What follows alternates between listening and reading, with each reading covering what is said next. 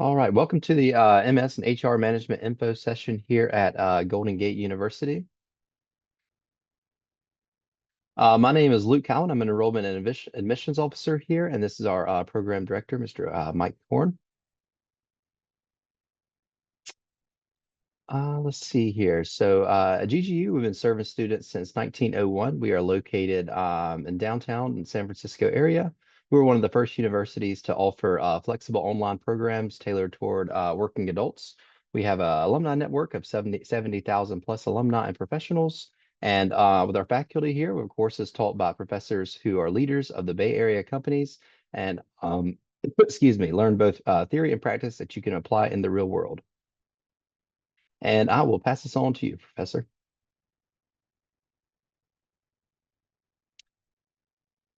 Thank you so much, Luke. I appreciate that. Mhm. And you can see lots of reasons to attend Golden Gate University, which has its main campus in downtown San Francisco.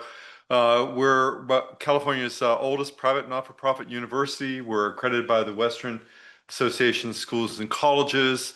Um, and you'll find that we cater to working adults. I mean, that's part of our approach. So in those situations, you'll have small classes, personalized instruction, and you can complete your degree quickly for an MS in Human Resources. So I think those are among a number of reasons why I select Golden Gate University. And the program, in terms of the MS in Human Resources, there are 27 units that are required for completion of the program. Our class formats happen in either a completely online asynchronous approach where you attend everything online, or in a hybrid situation where out of our 15-week courses, you attend 2 weeks in person on campus. And there's also a configuration which we don't use very often in the Human Resources program, but that is some combination of online, asynchronous, coupled with a few Zoom interactions, but that rarely happens these days. So mostly online, 15 weeks, online asynchronous, or hybrid approach, which 2 campus visits during the 15-week period. No GMAT or GRE requirements. Ability to complete in about 2 years. Again, it depends on your pace, whether you're taking 2 courses or 3 courses. And you can see the deadlines here, November 9th, December 14th, and classes start January 11th for the spring 2026 term. And we can go to the next slide, please.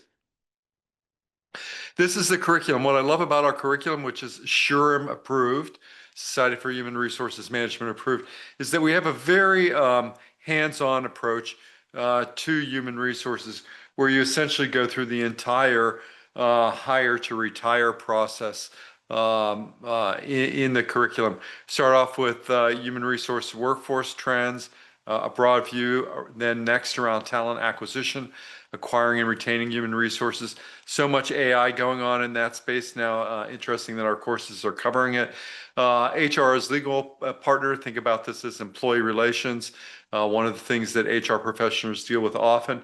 Technology strategy is very important to know in human resources. Once you're running an organization of more than 2 people, what kinds of systems and processes will you have in place in order to ensure compliance, and also the policies of the company that you're establishing. So a very important thing to think about technology strategies.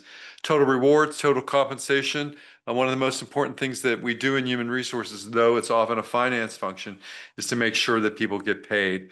Lots of issues in this area around equity, around fairness. So we have a great approach to understanding all of the facets of compensation in employment.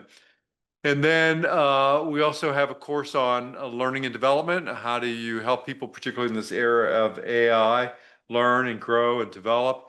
And a course on ethics, managing people at work, solving all of the tricky and sticky human resources and business challenges. And then finally, our capstone course. This brings it all together to think about the HR HR person as a strategic business partner. Many of these roles used to be called HRBPs, Human Resources Business Partners. So it's a comprehensive curriculum that takes you from an overview of the workforce all the way to the capstone course. There's an opportunity to take two electives. One I teach all the time, which is the internship, and then a course in international HRM. We're lucky to have a great faculty with lots of international experience from corporations. So again, 27 units for you to complete, 24, and one of the following at 307 or 3098. So we go to the next slide.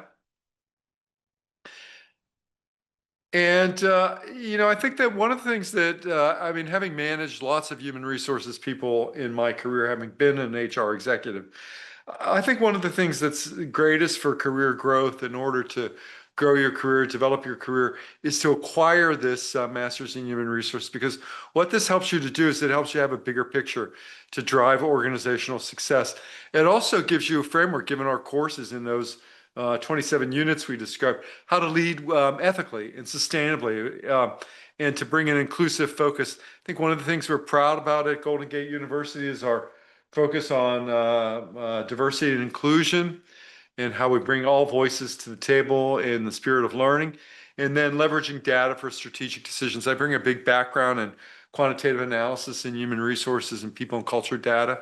So always thinking about that as part of our way. But this is for you. It's to focus on you and how you elevate your career, how you take it to the next level in human resources. And as I said, our curriculum is fully aligned with SHRM, the Society for Human Resources Management. And one of the great things that we have on campus, well, I mean, not on campus, but available to anyone in the program, is our new student SHRM chapter, very active in campus. We sponsored an event just a few weeks ago on how AI is changing roles and jobs in human resources. We did that in collection with our club. And our courses, our program is really designed for the working adult to succeed in human resources and to grow and flourish in their career and in their learning. Great.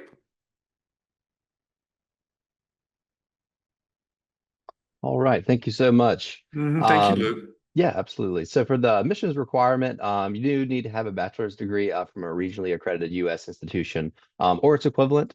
For the grade point average, it's a 3.0 or higher is typically required. If it is a little bit lower, we do require a statement of purpose once you submit your application, so you can state that in your statement of purpose, possibly why that GPA was a little bit lower. Along with the statement of purpose, we require a resume as well. You start looking at your professional capabilities. And then the skills for success is a strong quantitative writing and computing skills, important for thriving in a competitive dynamic learning environment. So when you submit that application, we just need the official transcript, resume, and then statement of purpose.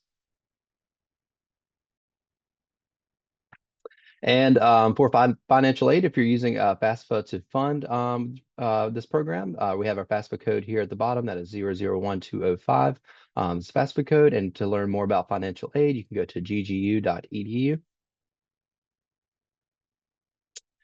And for the next steps here, so right now we're currently taking applications for the spring term. So the early deadline is November 9th, and the final deadline is December 9th, or excuse me, December 14th. So if you're interested in the spring, go ahead and start working on submitting that application, definitely before December 14th there.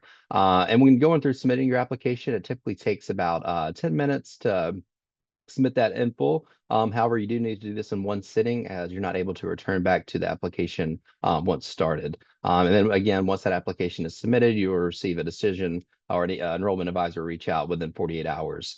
And if you're interested in applying, we again have that link here at the bottom, ggU.edu/apply. We have the link and the QR code here. If you plan to submit your application, you can either go to that link or scan that. And then once you submit your application, like I said, enrollment advisor will be reaching out to go over all documents needed and further questions with the program.